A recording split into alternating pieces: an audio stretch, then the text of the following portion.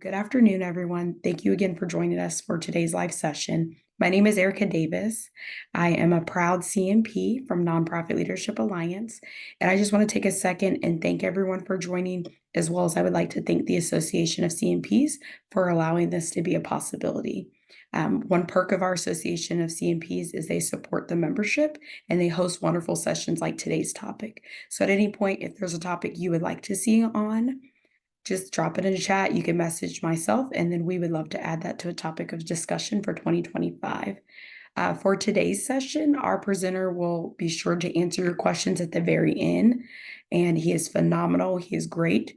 He is a conversator, so he would love to have conversations throughout the presentation. So if you have questions, feel free to drop them in the chat, whether it's directly to him or to everyone, just in case your question is the same as everyone else. And then most importantly, I have the honors of welcoming him and introducing him to the stage. I know he's a very modest man, but one of the things I saw in his bio is he is a veteran. And so I want to take the opportunity and just say this man has a lot of experience. He has over 20 years of experience in this field, which makes him a phenomenal veteran. He has worked with nonprofits from the executive level to now he is a consultant, and he's going to lead us in some wonderful conversations today. But at any point, if you would like to continue your conversation outside of today, he does have an LLC and managing partner and lead consultant. So please welcome Edric Martin to the table. Thank you, Edric. All right, welcome everybody. I am super excited to be here with you all. We're gonna be talking about the 10 steps to creating a true board development and recruitment program. One of the things that we always like to outline is that the board development does not just mean recruitment. It does not, in this context, it doesn't mean fundraising, although creating a board development program, it immensely affects the ability to fundraise. But we're talking about a full outlined program. Some of this information is going to help for any of you that might be in the executive role as a new leader in the executive role. It's going to help you, provide you a few things and tidbits that you may not have thought about. And for your seasoned veterans working in the space, CEOs and executive directors that have been doing it for many, many years, there may be one or two nuggets here that might help you to frame your processes, or a general reminder that you need to go back to revisit something. So with that, we'll get started. A couple of things is a lot of times when we go through our presentations on this topic, folks always want to see the slides for a long period of time and go through all the content. I try not to read every bullet point on the slide because I want to make sure we give the most pertinent and relevant information. And so, but you all will be able to access these slides and read through them at the conclusion. So we'll make sure we get those to you. And we'll designate and share some times, as Erica mentioned, we'll have time at the end for questions. So I will be asking for some participation. All right. So with that being said, I'll go ahead and get started. Share my screen here.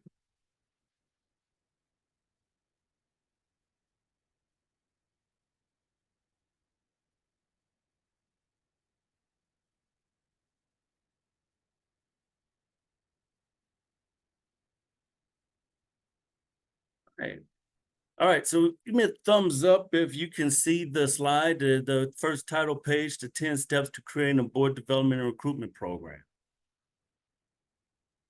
Awesome. All right, there we go. So we'll dive right into it. So why is board development important? So put in the chat, why is board development important to you? So why are you here? What does it mean to you? Why is board development important? I'd love to see some of those insights. And then next, once you do that, then please share what are some challenges that you have had to face within your organization regarding board development? What are some challenges that you've had to face regarding board development?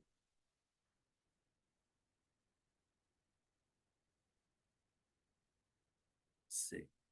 We've got, all right. All right. Board development is important to help grow the organization. Would like our board to take more active role in the work of our organization. Let's see. Lack of board experience. I've been a leader in an organization where the board wasn't sure what their roles was. Now that's a great one right there. And we'll touch on that. This is designed and not only for executive leaders, but also it is good to provide this information to your board teams, to your board leadership. So, losing board members with no one to replace them. Now we're getting into recruitment with that comment. Excellent. Thank you all for that. So we'll go, let's see here. All right. So, oops. All right, why is board development important? There we go. All right.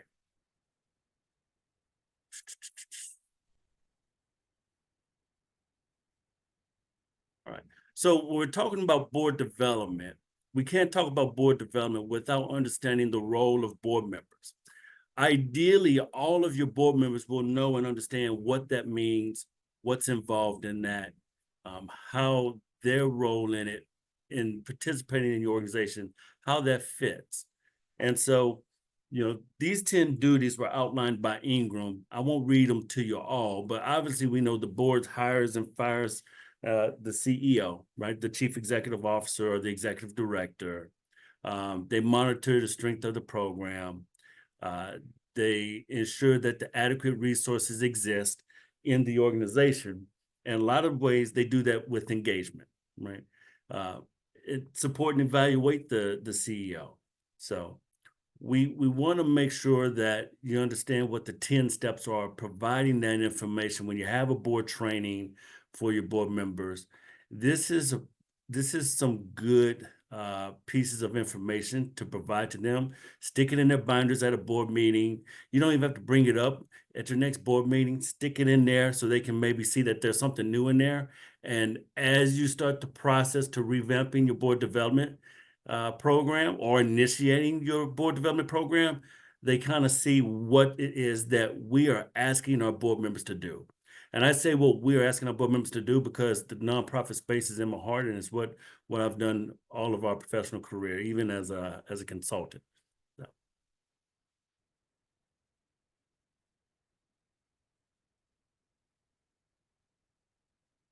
All right, so what true board development is and means, we have to define it. What is board development? Board development, there's a lot of definitions out there. What elevated momentum, we've looked at a bunch of those definitions, how folks have defined it. And what we've done is we've narrowed it to this. And there's no right or wrong answer based on what you've read. So it's a continuous progression of the board to strengthen and enhance the organization and system for current and future success. What that means is it falls into these things, right? Board member growth, organizational sustainability, training and education, efficient procedures, strategic processes, and recruitment. And so you can't have true sustainability, you can't have true board development without ensuring the future of the organization. The primary goal is for the organization to thrive, be successful, be sustainable, and impact the community. What we're going to show here is when we're talking about board development, Board Source, our friends at Board Source, they do a lot of good work. So in addition to us doing case studies and working with clients and organizations, we also study organizations that study organizations. And we found that this data point was pretty interesting. When a bunch of CEOs and executives were asked, they identified that 49% of 49% of them identified that they didn't feel they had the right board members in place to establish trust in the communities that they serve. So I am very curious as to, for those of you that are on here, put in the chat, is this something, does this resonate with you? Do you feel, maybe it's a yes or no. Yes, put yes if you feel that you have all the right board members in place, and put no. And I'd love to see what that mix is. We'll take a gander at that. Do you feel you have the right board members in place to grow and sustain your organization and to build trust in the community. Yes, with a few exceptions. I'm seeing a lot of no's. No, no, mostly yes. Excellent. We always love seeing the yeses when they come through. Yes, with a couple of exceptions. Yep. It's hard to find those perfect boards out there. There's some that exist, but that are just thriving and growing and striving. Yes, with some exceptions. Yes. All right. Excellent. So we have a good mix of folks right now identifying that yes, they do, and no, they don't. There's a number of no. So hopefully this will be helpful. So the first thing we're going to talk about is performing an evaluation of the board. This is important because I'll use the analogy of how many of you, when you were in high school or grade school, elementary or middle school at some point in time, you received your homework back or your test scores back, or you received your grades back and it had a grade at the top, might have been a B or a C or a D or an F. I know mine may have been on that lower spectrum, at points in time. But the teacher did not put what I missed. She or he did not indicate what I got wrong.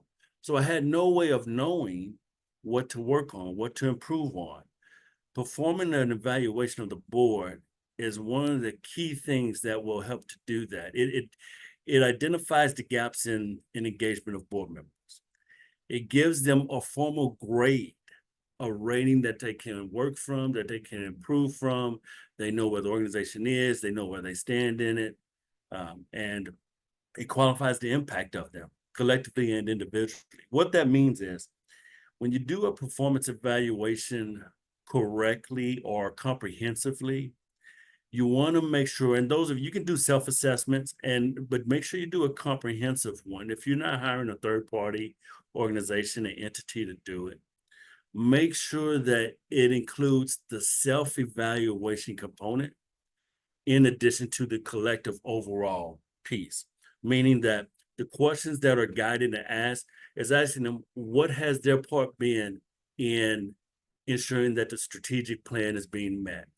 What has their part and participation been in being in attendance at the board meetings? What's their percentage? What's their level of giving to the organization when the campaign season, when the fundraising season comes around? What's their level of participation when in special events or just being present in the programs? So those are some individual indicators as to how they are doing. And then we do that collectively also. So make sure that you have that. A couple of other things that it does is you want to make sure that you're not utilizing a performance evaluation as a gotcha and as a negative. We want to make sure that we highlight the successes, we highlight the areas of opportunities, and we use it as a resource so we can have greater impact and improvement in certain areas. So it's a very good piece to utilize that with. We want to make sure we don't come at the board and utilize it as a gotcha or here's what we're not doing well at. That matters and that counts, but we're framing it in a way to where it's positive. So the next thing we're going to talk about is why is it important? So put in the chat how often you think a performance evaluation should be done. All right, so how often should we do a performance evaluation of the board? How frequently? All right, annually, every other year, annually, okay, annually or higher, annually, 90 days, okay, annually, biannually, excellent, annually per term. All right, awesome. So you all are on the right track. The data indicates that you should perform one at least every 2 years. That is from the studies that have been done. This is when organizations can be, it will help in the optimization of the organization. I'm going to share a graphic with you here. There's a lot of numbers on it, but I want to call to the attention. If you look at the third column where it says never assessed, And the first two columns, the first column is, these organizations that have been assessed in the past 2 years, and these organizations, the second column, that they do board evaluations, performance evaluations. It may be every other year, maybe every couple of years, every few years, but they do them. What this indicates is that across all 18 of these metrics, the organizations that performed a board evaluation at least every 2 years, across pretty much every category, had a higher score than the ones that never assessed at all. Okay, across these, that's in fundraising, that's in engagement, that's in commitment and involvement, that's in being rated that the board thinks strategically as a unit. So it's an indicator as to how well you're going to be doing in certain areas. So we always like to point that out and just provide a little bit of context as to why that is important. So the next thing we're going to talk about is forming a board development committee. I get excited about the board development committee, running to organizations and helping organizations to form a board development committee and talking to them about the importance of it. We always get excited. These things on the side are basically it's not limited to these things, but this is what it helps with, right? Systems and processes. And we'll hear that theme a few more times as we go through this. So it creates an infrastructure for enhancing the skills of the board. Board Development Committee is designed to help educate and train and lead the board. For some of you that may have small organizations, there may be a little bit double duty. This may be the executive committee, but if you have an opportunity to grow your board in a way to where you can have a standalone board development committee, we highly recommend that so you can get some traction going. So it formalizes a system to identify, recruit, and nominate and adopt new board members. So the next thing you hear will be maybe music to your ears. In regards to, it publicly relieves the responsibility, or it announces that it's not just the chief executives or the executive directors, the lead executives role. We have a lot of times we'll have boards that they won't recruit or bring on new board members, or they think that's the CEO's job or the executive leader's job, and that's not their part. Board development, board recruitment is everyone's job. And so it is the executive leader's job in collaboration with the full board. And just because you have a board development committee does not mean that the full board, the other members of the board, does not participate in the recruitment process or in other board development committee activities, board development activities. So it formalizes the expectations of the engagement and board ownership, right? It outlines that the board has ownership of that process. The third thing we like to talk about is a commitment form.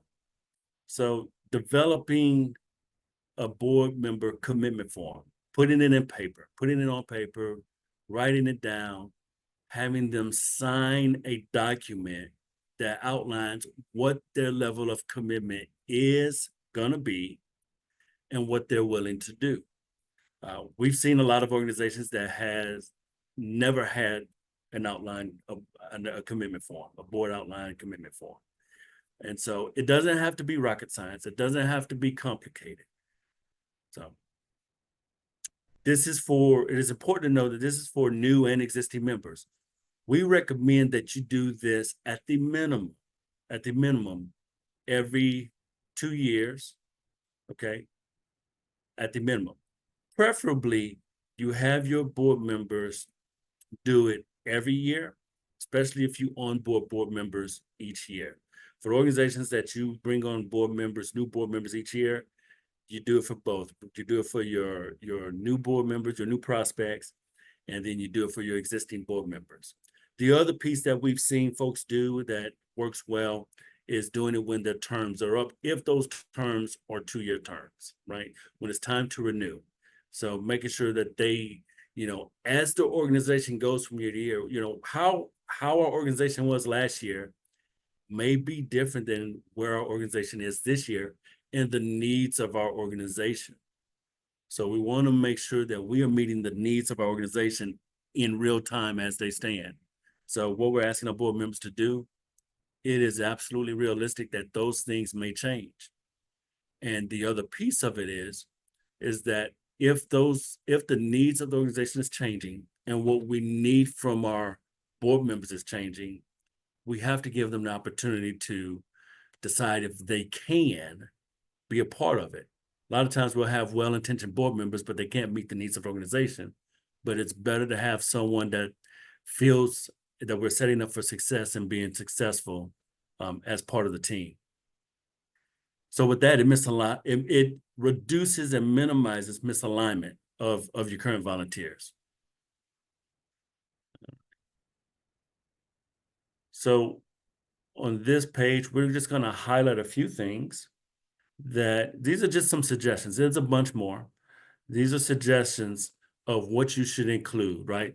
The attendance recommendation, how often the attendance requirement, right? Is it 60% of meetings, board meetings?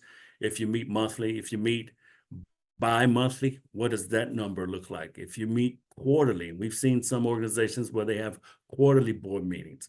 What does that number look like? What is the required attendance? But the other piece of it is, what is the overall participation that you're asking for? Right? Committee requirements. How often does the committee meet? You may have an organization where the board meets bi-monthly, but the committees meet in those off months also. So there is a meeting taking place every single month.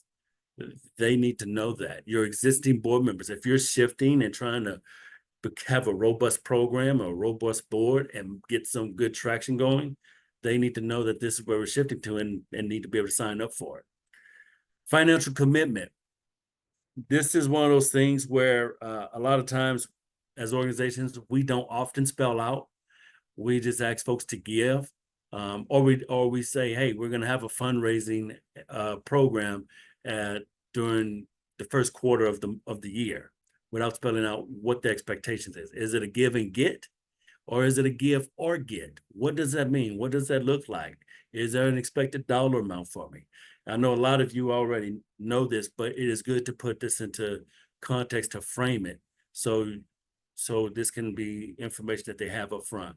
Any special events that you may be offering, one thing that works really well is an addendum to the board commitment form, is having a calendar for all the things that you may know you have during the course of the year.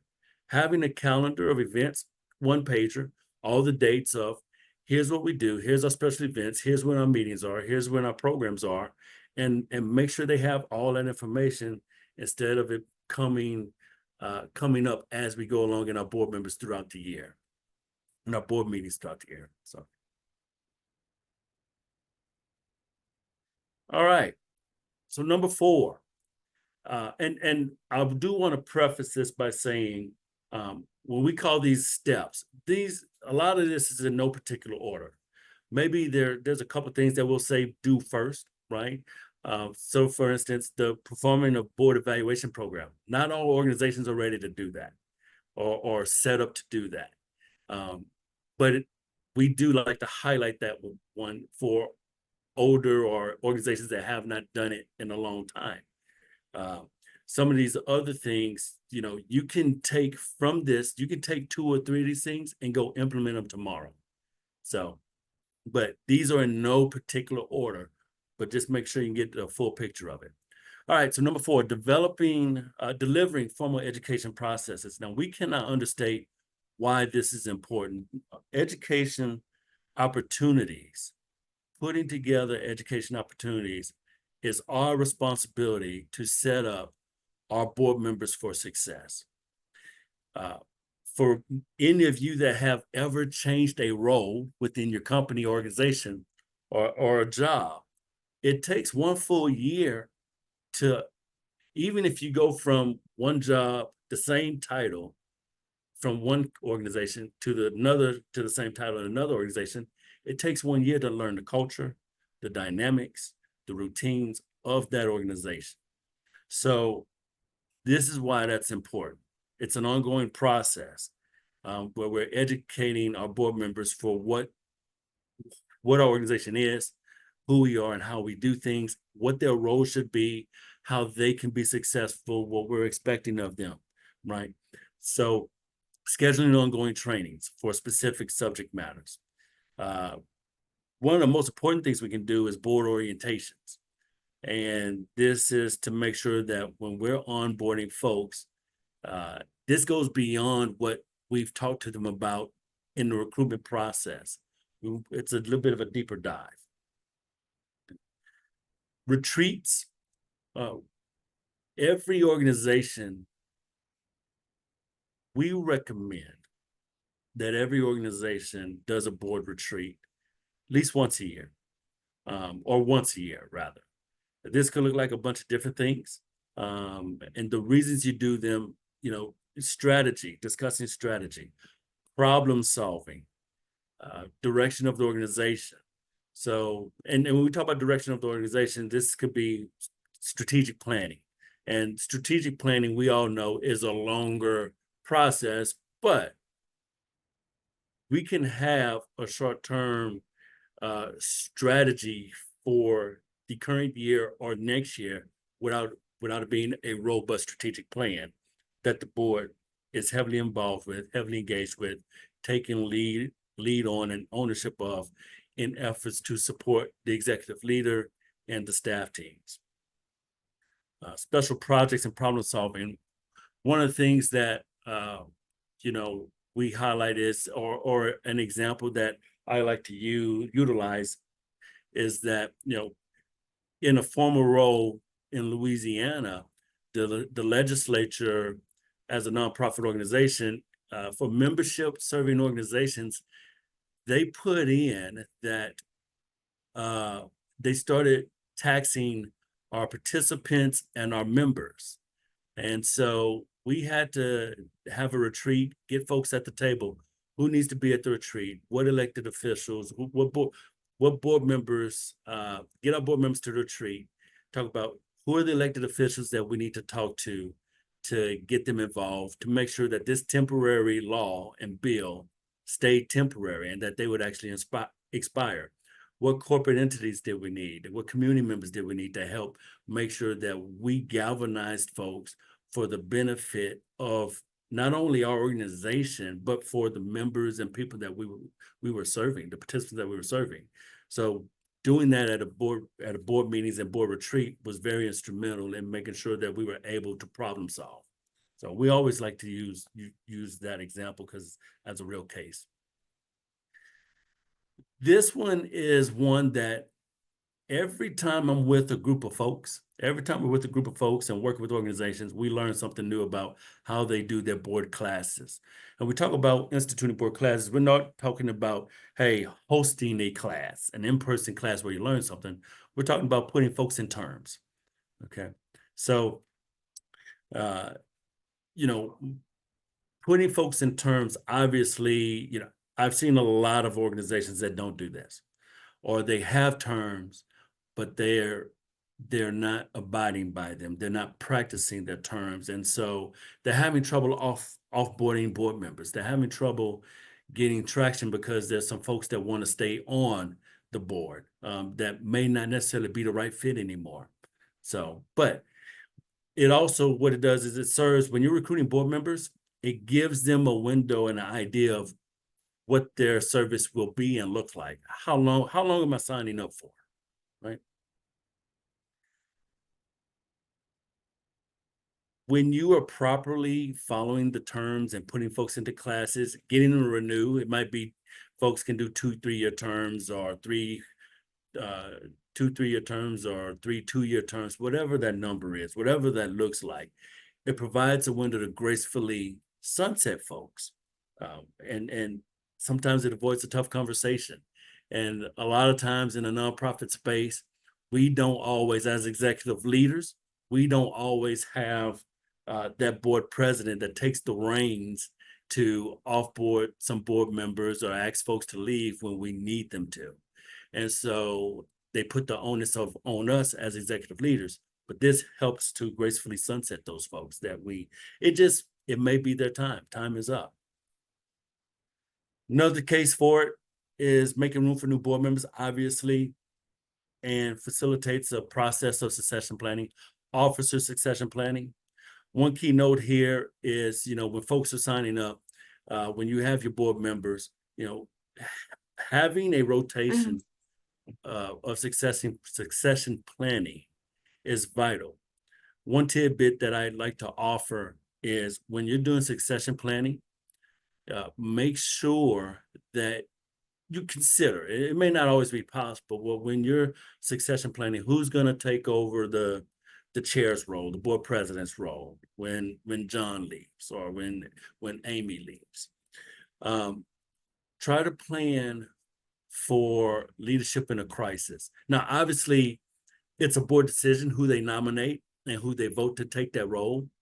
But as the executive leaders, you're the shepherds, right? So you can shepherd and help to get folks nominated in those roles of who you think would be good, but plan for crisis. Who do you think would be good in a crisis to help lead the board?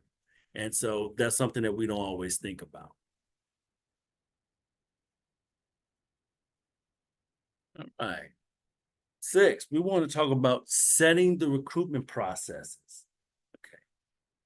Setting the recruitment process. And what we want to do is it helps to provide guidance and structure for vetting board members, vetting board prospects, making sure that committee members can have specific roles, and then uniform and clarity. Okay. The other piece is making sure that we're not just getting bodies on our boards, but that they're the right fit. Okay. That we are making sure that they're fitting certain needs of our board when we are recruiting folks.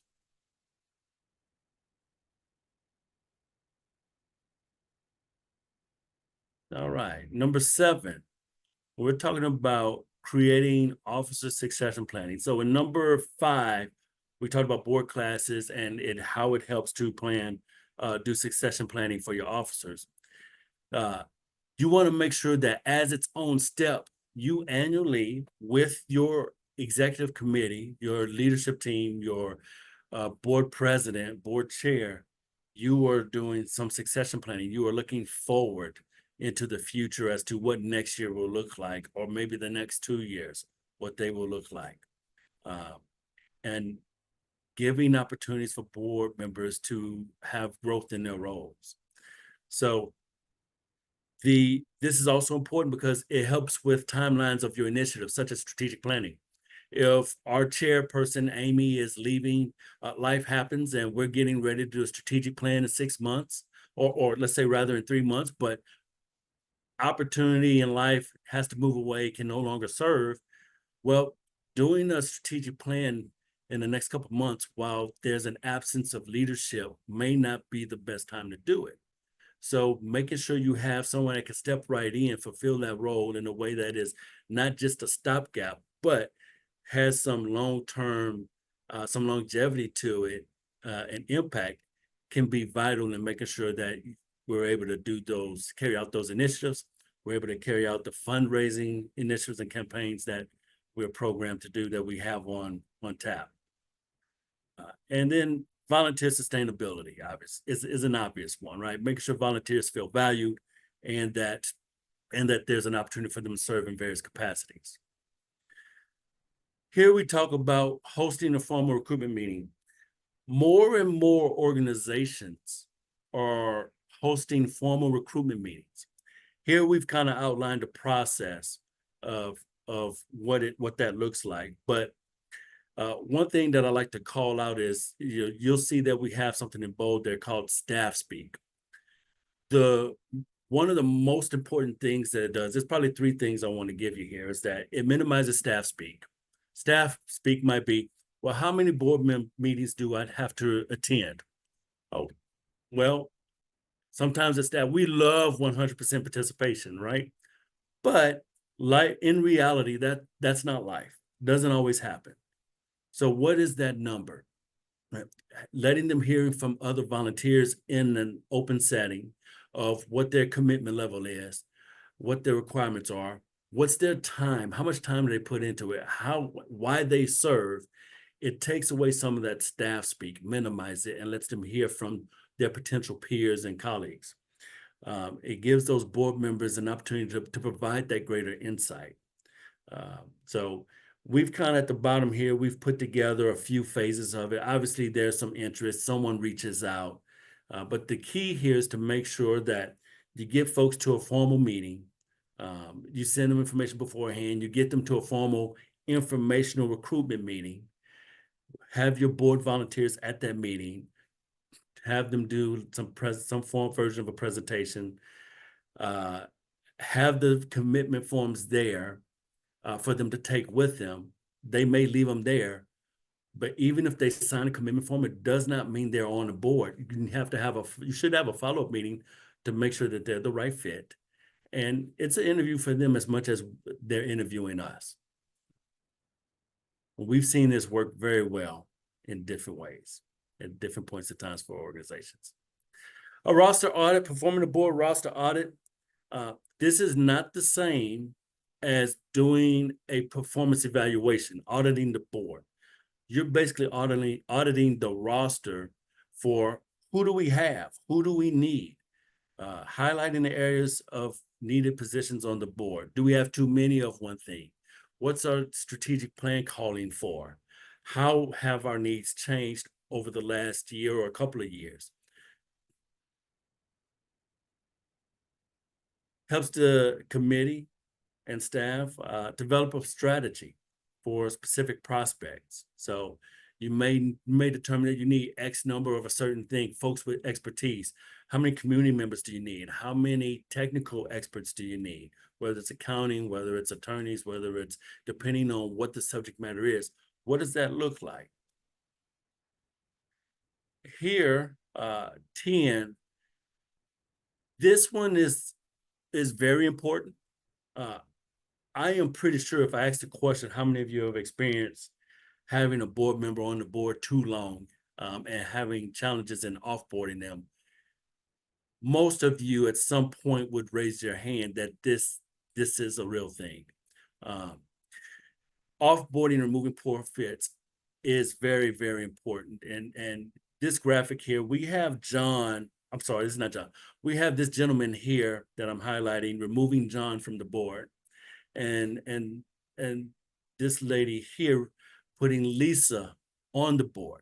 So John is removing someone, offboarding someone, and it is making room for a new board member. And now, one of the things that we want you to know is, or one of the things that I want to highlight is that the reason this is important is, addition by subtraction is a very real thing. We've seen cases and have experienced cases where it's time for board members to renew. Let's say it's time for Jenny to renew her term, but she says, Edric, I do want to serve, but the board meetings aren't fun. They're a little bit too cantankerous and contentious. If Mike is on the board, I can't serve anymore. So then we have to go have a conversation with Mike, and it is time for Mike to go. And in collaboration with the board president, we have to ask Mike to gracefully leave, and we do have to do it in the right way.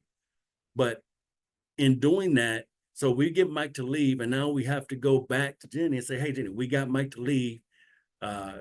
Will you still serve? And she says yes. So we're cutting out all of the middleman. If we do it in the time that needs to be done, then it eliminates that. It's addition by subtraction.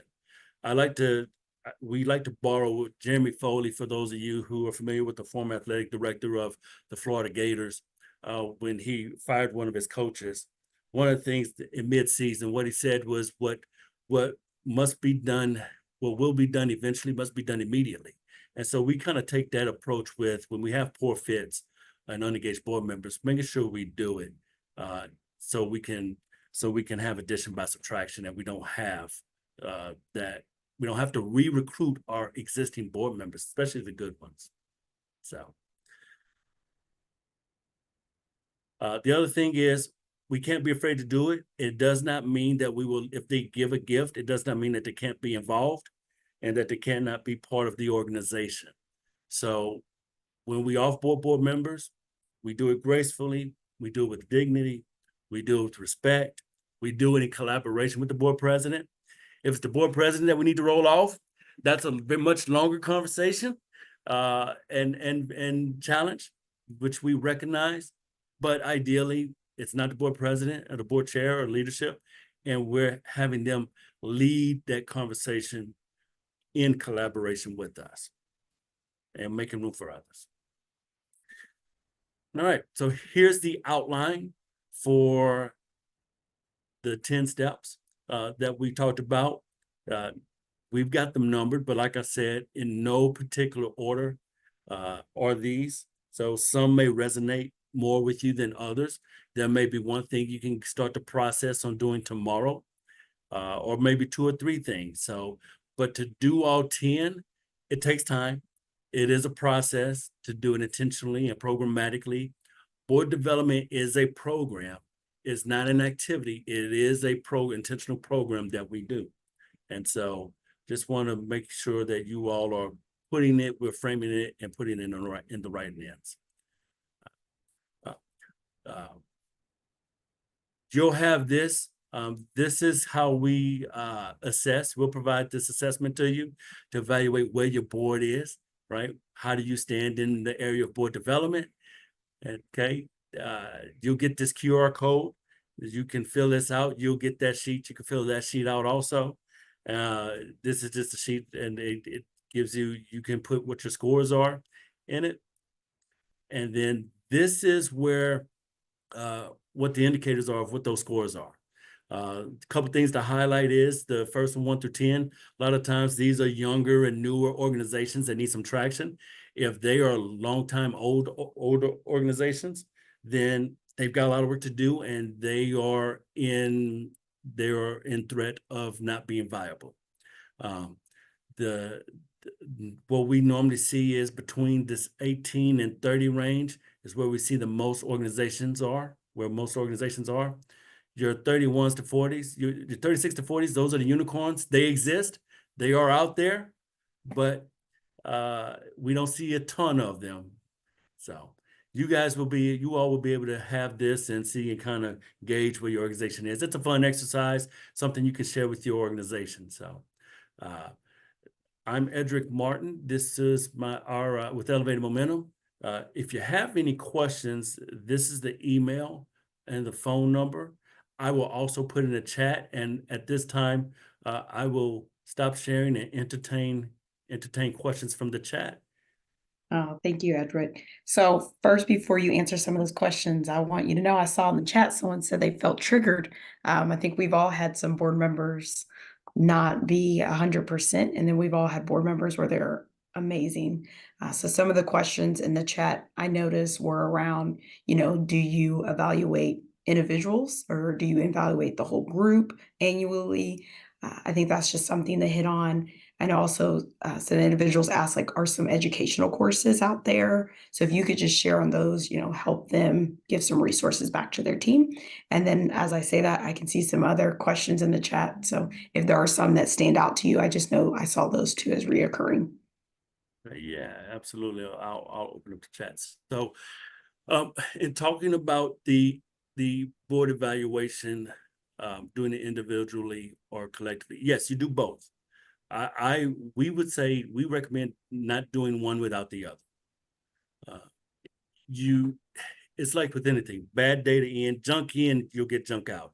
If you do an organizational assessment or board evaluation as a whole, how do you get the whole picture without doing the individual assessment and taking that? Now, what you do is you don't make it to where you're calling folks out publicly, but you're taking the individual assessments and putting them together in what the overall assessment is and getting your aggregate.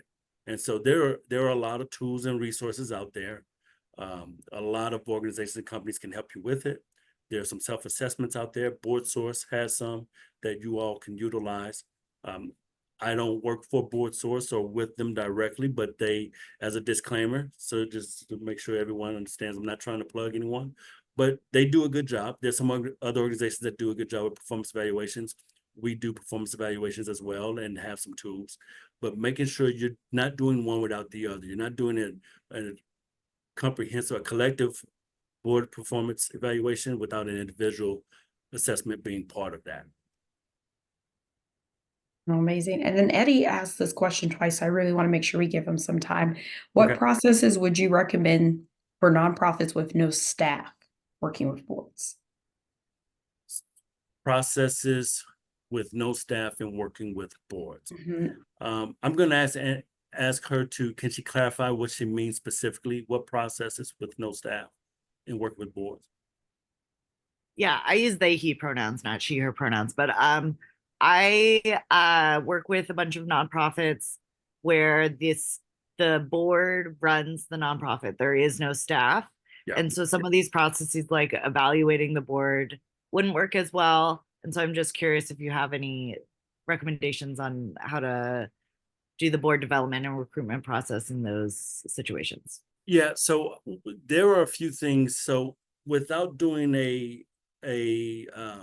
so the board running the organization, there's a ton of them out there. Small organizations, the board are the staff. It's a working board, right? And you go through phases as nonprofit organizations. What we recommend is doing some type of an assessment. And it's not necessarily a board performance evaluation, but it's an organizational assessment. There's some out there like the core capacity assessment tool is a good one. And that utilizes where the board is, where the organization is, and it puts the organization into categories, where the impact is. Is the organization growing? Is it in a program phase? Is it in a thriving phase? And that's less staff driven. Does that answer your question? Yeah, thank you so much. Okay, you're welcome.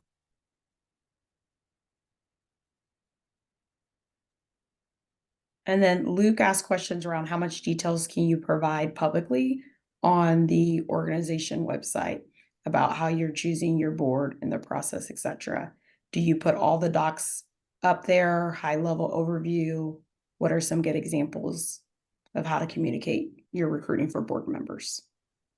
I think the best practice is maybe you're not putting everything up on the website, but you're putting maybe three things. The three things that's most important to you, what you're looking for. I wouldn't say put your board meetings up there that you're asked, because it's kind of an assumed that board members will show up and attend board meetings. But you're looking for folks to serve, maybe be on a program, come on, then they can help with special events, helping with fundraising, helping with programs, right? What are the three things? And put that, if you're going to put it public that you're looking for board members, here's what you're looking for. Everything else, if you follow the process, I believe step 8, that comes to fruition when you're having that individual meeting with them, in addition to having one other volunteer with you, that kind of that pre-interview process. And then also you're reiterating it at that open meeting, at that board member recruitment meeting, where you've invited them to that informational meeting, and you're diving into, hey, here's what it means if you sign up for this, here's what you're signing up for.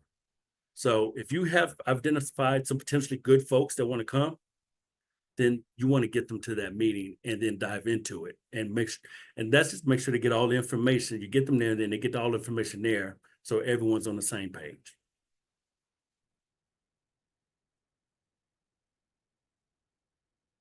And then I'd like to call on Amber. I saw Amber hand up, but I don't know if they're still on. One second. Hey, Thank you, Amber. I'm still here. He kind of answered my question a little bit. As a person in development, I was going to reiterate, if we do see a donor or someone of interest, who we would think would be a great board member, that communication, I guess, to the board president, or what does that process typically look like? I know you were talking about the diversity of the board and kind of looking at what are the gaps that we need. However, if as staying in my lane, but how are we communicating that to our board, I guess, professionally? I like that you mentioned the getting them to a meeting. Yeah. Yeah, if I'm understanding your question correctly, there is value. So if you've seen someone, if you've identified as the executive leader, someone that would be a good fit on the board, I recommend getting them connected to one of your board members. So it's your board member that is recruiting and nominating them to be on the board. So everything you want to, and as the executive leader, you kind of want to outsource the liability a little bit and make sure that it is still board driven and board led. You're responsible to help shepherd that, and you do have ownership of recruitment as well. But you want to make sure as much as possible the board members that come on are vetted by your board and recruited or nominated by your board members. Does that answer it, Amber? Absolutely. Thank you. Okay. Do you have time for 2 more, maybe? Yeah, I have Okay. time. You do that. When do you see it as a great time to bring on a consultant to your board?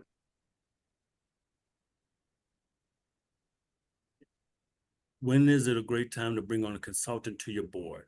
Mm-hmm. Well, I think there's 2 answers to that. One is if you've identified a specific need that you do not believe your board is capable of implementing or facilitating the process. The second is when, as the executive leader, if you need an outside voice to be, well, let me back up. I'll say if, and then I'll say when. If you need an outside voice, a third-party voice to provide some of the heavy, as the executive leader, talking to your bosses and telling your bosses what you need is a challenge. What you need from them and holding them accountable is a challenge at times. So that's when bringing in a third party is advantageous. So, and also it's kind of like your kids. For those of us that have kids, they don't always listen to the parents, but they'll listen to someone else, those teenagers or those college Yes. students, they'll listen to advice from someone else, even if it's the same advice, right? So kind of the same concept and principle. Oh, I love that. Thank you for that. The last question is, do you find that boards are more accountable and engaged if they have a governance board? Or do you think it doesn't matter? No, I don't think they are more engaged if you have a governance board, because it depends on what the roles of that governing board is. You can have a governance board, a governing board, and you can have a working programmatic board. In some cases, the programmatic working board is more engaged because they have to be in order for the organization to be successful and to exist, as opposed to a policy board or a governing board where they are attending meetings, they're going over things, but it doesn't necessarily mean that they are engaged in the processes. No, I appreciate that. So I want to take a few seconds, and before everyone logs off, I want to make sure we close house. But first, I want to start off by thanking you for doing this presentation. Thank you for providing us the opportunity to record this so that everyone on this call will be able to watch this a week from now, 2 weeks from now, months from now. Secondly, thank you for providing us the opportunity to use the presentation. I think a lot of us is going to use this annually to look at our boards individually and as a whole. We just want to continue to remind you guys that this is possible through our CMP Association. And so if you have the opportunity and you have the ability to give, feel free to give at any amount financially. Last but most importantly, we will be back at this again on October 8th with another session. We would love for you guys to log in, go ahead and register for that now.